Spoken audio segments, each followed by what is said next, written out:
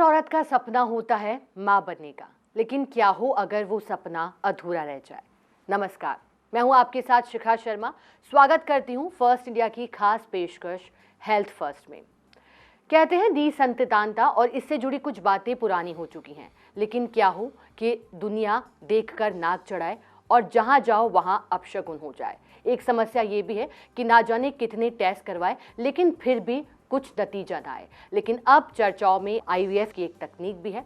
क्या होती है ये तकनीक और समाज में अभी भी इससे जुड़ी जो भ्रांतियां हैं उनको लेकर क्या मानना होता है डॉक्टर का, ये हम जानेंगे, क्योंकि आज हमारे साथ स्टूडियो में मौजूद हैं डॉक्टर ज्योति बंसल, ऋतु आईवीएफ डायरेक्टर। बहुत स्वागत है आपका। नमस्कार डॉक्टर ज्योति बंसल जी, क्योंकि आईवीएफ को लेकर के आपने जो शुरुआत की थी 2022 में और अब तो ये भी हर घर घर में चर्चा है कि गुड न्यूज़ कंफर्म है। और एक मूवी भी आई थी इससे जुड़ी, लेकिन कंफर्म चूँकि अब घर घर तक राजधानी जयपुर में कह सकते हैं जो सफ़र था आपका वो 2022 से शुरू किया था। क्लिनिक घर से ही शुरुआत था, लेकिन अब एक जाना माना नाम है आपके क्लिनिक का। अब तो शुरुआत से लेकर हम जानेंगे कि किस तरह से आपका सफ़र रहा, लेकिन उससे पहले क्योंकि समाज में कुछ भ्रांतियाँ इनफर्टिलिटी या कहें निसंतानता से जुड़ी है, एक टैबू के रूप में अभी भी इसे देखा जाता है। लेकिन डॉक्टर ज्योति बंसल, आपका क्या मानना है एज अ डॉक्टर, आप इसे कैसे देखते हैं? जी, सबसे पहले तो मैं फर्स्ट इंडिया का धन्यवाद करना चाहूँगा कि आज उन्होंने ऋतु आईवीएफ को एक मौका दिया जो अपनी बात आपके प्लेटफॉर्म के माध्यम से हम लोगों तक पहुँचा सकें।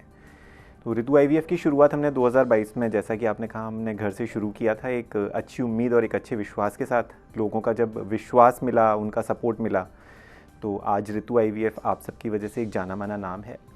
जैसा कि आपने सवाल पूछा या बताया कि आईवीएफ को लेके अभी भी एक टैबू जो है वो हमारे समाज में है, और बिल्कुल है। हम बहुत जल्दी हमारा समाज जजमेंटल हो जाता है जैसे ही उन्हें पता चलता है कि या तो कपल्स आईवीएफ का ट्रीटमेंट करा रहे हैं या वो किसी आईवीएफ क्लिनिक को विज़िट कर रहे हैं तो कुछ ना कुछ कमी होगी, या तो फीमेल में कुछ कमी होगी, नहीं तो मेल में कुछ कमी होगी। मैं इस चीज़ को थोड़ा अलग तरह से देखता हूँ। जैसे कि टेक्नोलॉजी है, आज से कुछ समय पहले तक शायद हम उसके लिए उतना एडेप्टेबल नहीं थे, उसको स्वीकार नहीं करते थे। बट टेक्नोलॉजी जैसे जैसे बढ़ना शुरू हुई, अभी रिसेंटली हम देख रहे हैं एआई, हर किसी को पता है कैसे है। तो जब कोई नई चीज़ आती है तो उसके दो तरीके होते हैं।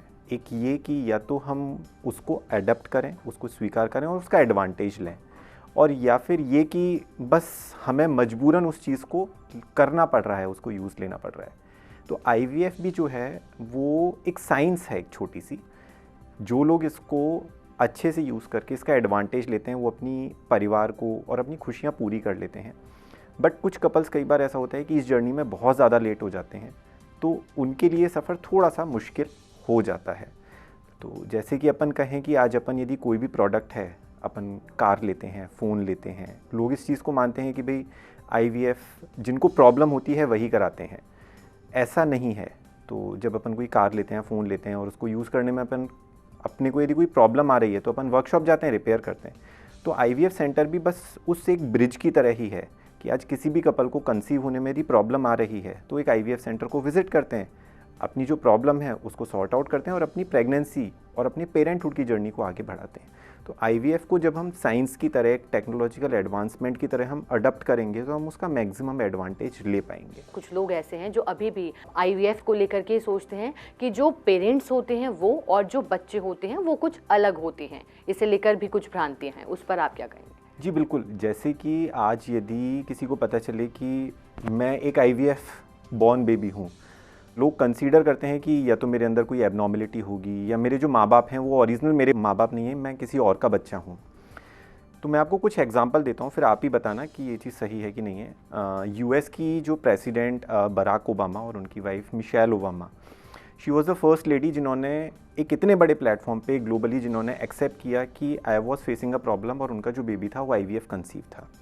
अपन इंडियन कॉन्टेक्स्ट में यदि देखें तो बहुत सारे एग्जाम्पल हैं। करण जौहर है, फराह खान है, अपने आमिर खान और सलमान खान, इन सब ने कहीं ना कहीं इस साइंस की हेल्प ली है। वो आईवीएफ भी हो सकता है, वो आईवीएफ के साथ सरोगेसी का ऑप्शन भी हो सकता है। तो क्या अपन इनके बच्चों को देख के कहते हैं कि एबनॉर्मल बच्चे हैं या इनके माँ बाप ओरिजिनल माँ बाप नहीं हैं? तो इस चीज़ को एक नैरेटिव बना के और गलत डायरेक्शन में ले जाके लोगों के लिए जो एक बैरियर क्रिएट किया जाता है, उस बैरियर को तोड़ने की बहुत ज़्यादा ज़रूरत है। बच्चे बिल्कुल पूरी तरह से नॉर्मल होते हैं, जो पेरेंट्स होते हैं वो भी उन्हीं का बच्चा होता है, ऐसा कुछ नहीं है कि उनके मदर फादर अलग होते हैं। तो जब ये बैरियर टूटेगा तभी अपन इस साइंस का मैक्सिमम यूटिलाइजेशन लेके और हम अपनी चीज़ें पूरी कर पाएंगे। बिल्कुल, आप ठीक कह रहे हैं कि बैरियर तोड़ना ज़रूरी है। अब लेकिन आईवीएफ से जुड़ी अब कुछ ऐसी बातें सुनने में भी आती हैं, कुछ कई मामले ऐसे आते हैं जिसमें कई लोगों को पता भी लगता है ऐसा कि जो बच्चा हुआ है वो जेनेटिक नहीं है। तो क्या इसे लेकर के भी क्या ऐसा हो सकता है, क्या पॉसिबल है, या फिर इसे बेहतर तरीके से समझने की ज़रूरत है? नहीं, बिल्कुल आपने बहुत सही सवाल पूछा है और इस चीज़ को थोड़ा सा मैं एलोबरेट करके समझाने की कोशिश करूँगा ताकि इस बात को मैं आपके माध्यम से लोगों तक पहुँचा सकूँ। तो आपके इस सवाल के दो हिस्से हैं। तो आईवीएफ का जो प्रोसेस होता है उसमें कपल हैं वो आते हैं। तो आईवीएफ दो तरह से हो सकता है, एक सेल्फ और एक डोनर। तो सेल्फ का मतलब ये होता है कि जो एक कपल आए हैं उसमें फीमेल का ही एग लिया जाता है और मेल का ही स्पर्म लिया जाता है। तो जब मेल और फीमेल के एग और स्पर्म पूरी तरह से हेल्दी होते हैं और उन्हीं के एग और स्पर्म से जो बेबी होता है वो आईवीएफ का सेल्फ बेबी कहलाता है। बट कुछ केसेस ऐसे होते हैं जिसमें फीमेल के जो एग्स हैं यानी कि अंडे जो हैं वो या तो अच्छी क्वालिटी के नहीं हैं या फिर एज ज़्यादा हो जाने के कारण एग्स पूरी तरह से ख़त्म हो चुके हैं। दूसरे पार्ट में मेल के भी कई बार होते हैं कि स्पर्म्स या तो अच्छे नहीं हैं या पूरी तरह से ख़त्म हो चुके हैं। उस केस में हमें बेबी बनाने के लिए बाहर से डोनर और स्पर्म लेने पड़ते हैं। या तो हो सकता है कि केवल अपने को एग्स लेने पड़ें या फिर केवल अपने को स्पर्म लेने पड़े। कुछ केसेस में अपने को एग और स्पर्म दोनों भी लेने पड़ सकते हैं। तो जब डोनर इन्वॉल्व होते हैं तो वो आईवीएफ बेबी डोनर के साथ में होते हैं। तो कुछ लोग इस चीज़ को ऐसे मानते हैं कि यदि हमने डोनर एग या डोनर स्पर्म लिए हैं तो वो इलेजिटिमेट चाइल्ड है। ऐसा नहीं है। जो कपल्स डोनर एग या डोनर स्पर्म्स के साथ आगे बढ़ते हैं उनकी प्रॉपर कंसेंट होती है, उन्हें पूरी चीज़ बताई जाती है क्योंकि आपके एग या स्पर्म्स अच्छी क्वालिटी के नहीं हैं तो हमें डोनर लेने की रिक्वायरमेंट है। उनकी पूरी कंसेंट होती है, उनको सारी की सारी चीज़ें ट्रांसपेरेंटली पूरी तरह से इन्फॉर्म की जाती हैं और वो आगे उस चीज़ के लिए प्रोसीड करते हैं। ऐसा नहीं है कि कोई भी क्लिनिक अपनी मर्ज़ी से किसी भी डोनर को लेके आ जाए। पूरा गवर्नमेंट का पोर्टल है जहाँ डोनर्स की प्रॉपर रजिस्ट्री होती है। जो कपल्स डोनर प्रोग्राम के साथ में आगे प्रोसीड करते हैं उनके बच्चों का भी पूरा डॉक्यूमेंटेशन जो है वो गवर्नमेंट की रजिस्ट्री में पूरी तरह से रजिस्टर्ड होता है। तो जो ये डोनर प्रोग्राम भी है ये पूरी तरह से कम्प्लीटली ट्रांसपेरेंट, लीगल और वेल डॉक्यूमेंटेड रहता है। तो आईवीएफ में अपन एक यदि जर्नल नैरेटिव ये क्रिएट कर दें कि नहीं भाई आईवीएफ का बच्चा तो इनका नहीं है किसी और का है, तो ये पूरी तरह से गलत है। ऑलमोस्ट 70-80% केसेस में बच्चा उन्हीं का होता है। बट यदि एग और स्पर्म अच्छी क्वालिटी के नहीं है तो हमें फिर बाहर से डोनर इनकॉर्पोरेट करते हैं, बट बच्चा तो उन्हीं का ही होता है। बिल्कुल, यानी कि आपने बताया कि एक पूरा प्रोसेस रहता है और सब कुछ लीगली होता है, सब कुछ उसी तरीके से होता है। ठीक है, आईवीएफ को लेकर के क्योंकि आपने शुरुआत में बहुत बेहतरीन बात कही थी कि साइंस है और जब बात साइंस की होती है तो फिर साइंस तो तरक्की करता है, लगातार कुछ ना कुछ नया लाता है। तो क्या आईवीएफ को लेकर भी कुछ नया आने को है? बिल्कुल, बहुत सारी चीज़ें हैं। अभी अपन सोशल मीडिया देखें तो वहाँ अपने को आईवीएफ के बारे में बहुत सारी जानकारी मिल जाएगी, बहुत सारी इन्फॉर्मेशन मिल जाएगी, साइंटिफिक भी मिल जाएगी, नॉन साइंटिफिक भी मिल जाएगी। तो मैं उस वाली चीज़ों पे नहीं जाना चाहूँगा। तो एज एन ह्यूमैनिटी हम ह्यूमन हैं, हम अपनी आगे वाली जनरेशन को क्या देते हैं? ह्यूमैनिटी हम ट्रांसफ़र करते हैं। हम अपना डीएनए जो ह्यूमन डीएनए है उसको ट्रांसफ़र करते हैं।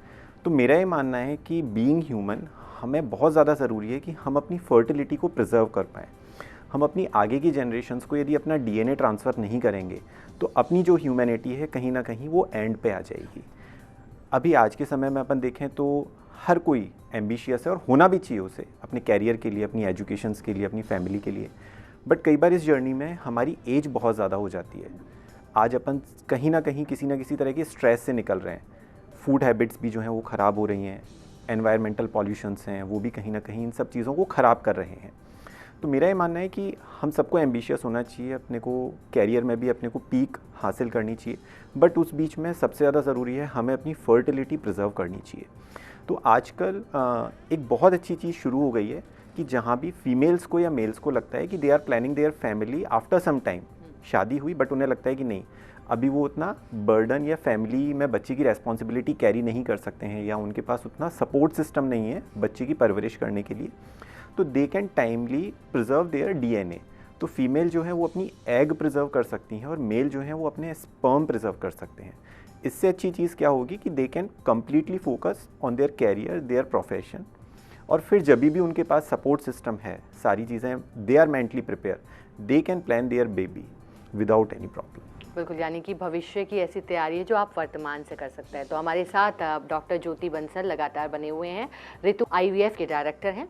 और भी कई सवाल हैं आपके मन में भी होंगे जिनका जवाब जानेंगे, लेकिन फिलहाल रुकेंगे एक छोटे से ब्रेक के लिए।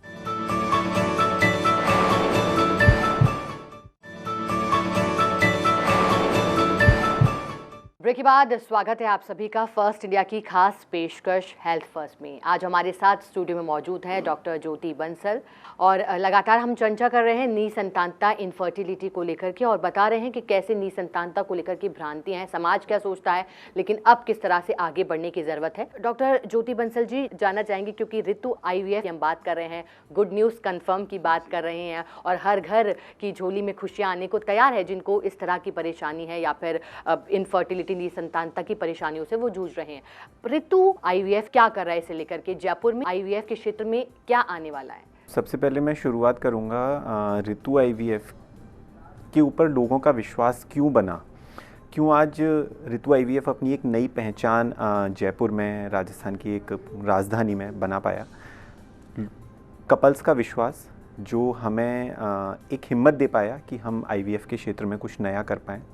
आज ऋतु IVF में हम सफलता दर या सक्सेस रेट जिसे हम IVF की बोलते हैं, वो करीब करीब 90% के आसपास है। यदि हम वर्ल्ड वाइड जो हमारा मेडिकल लिटरेचर होता है उसके अकॉर्डिंग एक स्टैंडर्ड जो सक्सेस रेट है वो IVF में 50 to 60% की सक्सेस रेट भी बहुत अच्छी मानी जाती है, जहाँ ऋतु IVF कंसिस्टेंटली 90% की सफलता दे पा रहा है। ये सफलता ही लोगों के अंदर कहीं ना कहीं एक विश्वास और हिम्मत जगा पा रही है कि नहीं, हम भी IVF का ट्रीटमेंट ले सकते हैं, उनको एक नई उम्मीद दे पा रहे हैं। आपने पूछा कि नया ऋतु IVF क्या चीज़ लेके आ रहे हैं। जैसा कि कुछ समय पहले एक बहुत ट्रेंडिंग न्यूज़ थी कि ऑस्ट्रेलियन कोई कपल थे जिन्हें बहुत सालों बाद ये पता चला कि जो बच्चा था वो उनका खुद का नहीं था। तो कई बार क्या होता है कि जब IVF लैब में बहुत सारे केसेस चल रहे होते हैं तो देयर इज़ अ चांसेस कि जहाँ एक कपल के गैमीट दूसरे कपल के गैमीट के साथ में एक्सचेंज हो जाएं। तो था तो दोनों का self baby, but because of some human error, वहाँ जो टेक्नीशियन काम कर रहे हैं, जो एम्ब्रियोलॉजिस्ट काम कर रहे हैं, उनकी एरर की वजह से वो गैमीट चेंज हो गए और वो बच्चा उनका नहीं था जेनेटिकली। इस वाली एरर को, इस ह्यूमन एरर को 0% करने के लिए ऋतु IVF ने नॉर्थ इंडिया का फर्स्ट IMT मैचर सिस्टम होता है, ये UK की एक टेक्नोलॉजी है जिससे हम ये इंश्योर करते हैं कि जिस कपल के गैमीट हैं, जिस कपल के गैमीट हम निकाल रहे हैं, उन्हीं से ही बच्चा बनाया जा रहा है। तो जो मिक्सिंग होने की जो चांसेस है वो 0% हो जाती है। अपन ये भी नहीं कह सकते कि जो एरर के चांसेस हैं वो 0.01% है, एरर के 0% चांसेस हैं। तो एक नई चीज़ जो नॉर्थ इंडिया का फर्स्ट IMT मैचर इंस्टॉलेशन है वो ऋतु IVF ने इनकॉर्पोरेट किया। दूसरी चीज़, अभी हम AI की बहुत ज़्यादा बात करते हैं कि AI इस क्षेत्र में आ रहा है, AI इस क्षेत्र में आ रहा है। तो अभी ऋतु IVF ने सोनोग्राफी, एक मशीन जिसे हम फॉलिकुलर मॉनिटरिंग, जो फीमेल के अंडाशय, ओवरी के अंदर जो एग्स बनते हैं हर महीने, उसको मॉनिटर करने के लिए सोनोग्राफी होती है, वो भी अभी ऋतु IVF ने रिसेंटली अपग्रेड की है, and that is a AI powered follicular monitoring. तो वो हमें ज़्यादा बेहतर परिणाम दे पाएगी, ज़्यादा बेहतर एक्यूरेसी से बता पाएगी कि फीमेल्स के जो एग की जो मैच्योरिटी है वो कितनी अच्छी है, ताकि टाइमली उनको निकाला जा सके। तीसरी जो चीज़ है जेनेटिक टेस्टिंग के लिए, तो जेनेटिक टेस्टिंग में कई बार अपन देखते हैं कि कुछ फैमिलीज़ में कुछ जेनेटिक प्रॉब्लम्स चलती रहती हैं। अभी कुछ कैंसर्स भी इस तरह के हैं जो फैमिलीज़ में रन करते रहते हैं, ब्रेस्ट कैंसर है। तो उस तरह के कपल जिनके फैमिली में इस तरह की जेनेटिक प्रॉब्लम्स की रिस्क बहुत ज़्यादा है, दे कैन ऑप्ट IVF। तो IVF में जब एम्ब्रियोज़ बनते हैं, उन एम्ब्रियोज़ को जेनेटिक टेस्टिंग के लिए भेज के हम ये इंश्योर कर सकते हैं कि सेम जेनेटिक प्रॉब्लम यदि उन एम्ब्रियोज़ के अंदर भी है तो अपन उनको ट्रांसफ़र ना करें, ताकि फैमिली में हम आगे उस जेनेटिक प्रॉब्लम को बढ़ने से अपन रोक सकें। तो ऋतु IVF ने अभी कुछ नई चीज़ें हैं जो इनकॉर्पोरेट की हैं, जो शायद सभी के लिए बहुत हेल्पफुल हो सकती हैं। इससे जुड़ी कोई एक कहानी बताना चाहेंगे जो कि और खुशियों को दुगनी कर दे? जी बिल्कुल, मैं एक कहानी है, और अभी रिसेंट में कहानी शायद आपको भी कहीं ना कहीं वो हिम्मत दे पाएगी, हमारे उन कपल्स को हिम्मत दे पाएगी जो कहीं ना कहीं IVF का ट्रीटमेंट कराने से हिचकिचाते हैं या डरते हैं। तो एक कपल थे, हैदराबाद के थे, उनकी शादी को करीब 18 से 20 साल हो गए थे। पहला IVF उन्होंने बॉम्बे कराया था, वो फेल हो गया, और ये पहला IVF उन्होंने शादी के करीब 7 साल बाद उन्होंने फर्स्ट अटैम्प्ट लिया। उनका ट्रांसफ़र हो गया हैदराबाद में उन्होंने 6 IVF दोबारा से कराए। तो कुल 7 IVF कराए और 7 में से कोई भी IVF उनका सक्सेसफुल नहीं रहा।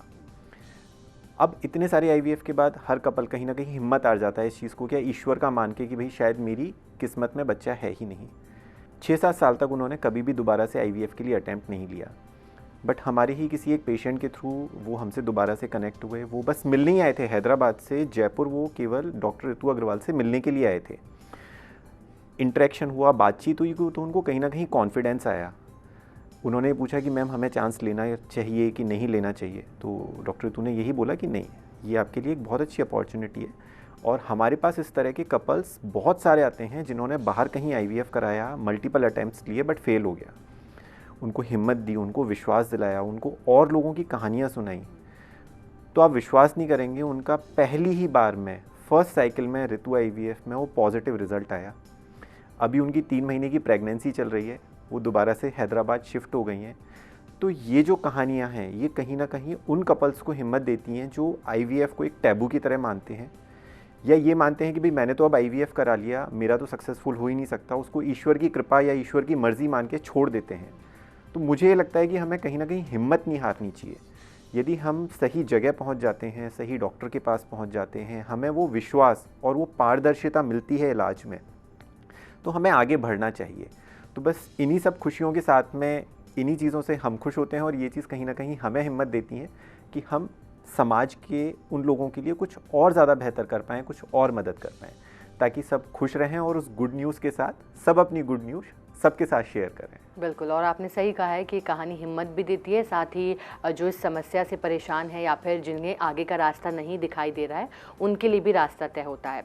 अब हम जब बात निसंतानता की कर रहे हैं, IVF की कर रहे हैं, अब तो इससे जुड़ी और भी बातें जानना चाहेंगे। अब कब ठीक समय रहता है जब कोई भी पेरेंट्स बनना चाह रहे हों जो कि IVF जिनको करवाना चाहिए, क्या इसका प्रोसेस रहता है, और कब ऐसा माना जाता है कि अब ज़रूरत है कुछ ज़रूर से या तो फीमेल में या मेल में कुछ परेशानी है? सामान्यतः हम ये मानते हैं कि शादी के बाद यदि 1 साल तक कोई भी कपल ट्राई कर रहे हैं नेचुरली कंसीव करने के लिए और वो किसी भी वजह से कंसीव नहीं हो पा रहे हैं, तो एक एक्सपर्ट की सलाह बहुत ज़्यादा ज़रूरी है।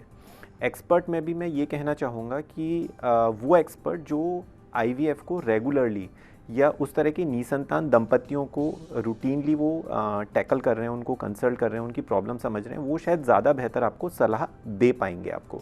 तो एक बेहतर एक्सपर्ट का या बेहतर डॉक्टर का मिलना बहुत ज़्यादा ज़रूरी है, ताकि आप एक सही दिशा में आगे बढ़ सकें।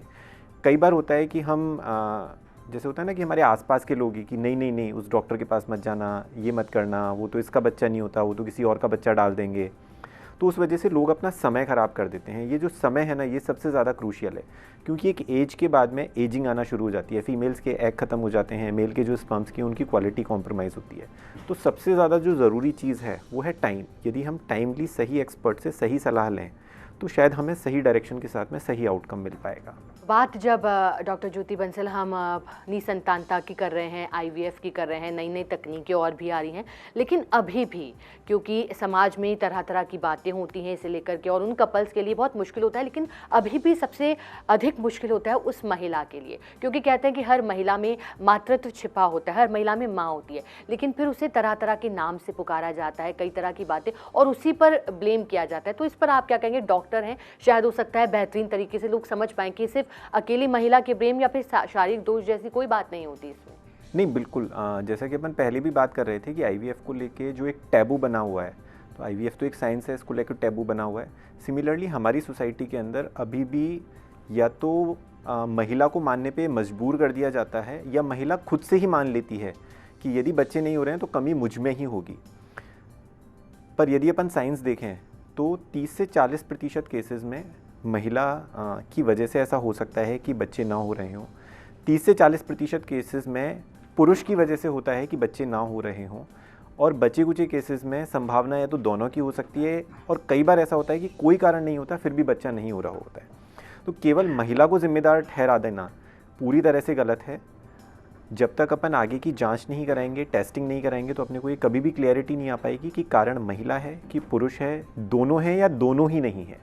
तो एक अच्छे एक्सपर्ट की सलाह से हमें ज़्यादा बेहतर क्लैरिटी मिल पाएगी और ज़्यादा बेहतर हम डिसीजन ले पाएंगे और इस टैबू को ब्रेक करके कि केवल महिला रेस्पॉन्सिबल है, अपन आगे बढ़ पाएंगे।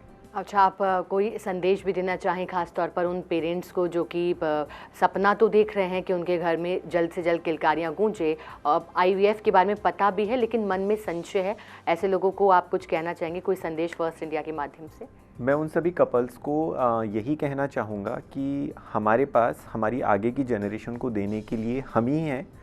तो यदि हम इस साइंस को या इस टेक्नोलॉजी को इसको अच्छे से समझ के यदि इसको यूज़ नहीं करेंगे तो ये कहीं ना कहीं हमें ही नुकसान देगी।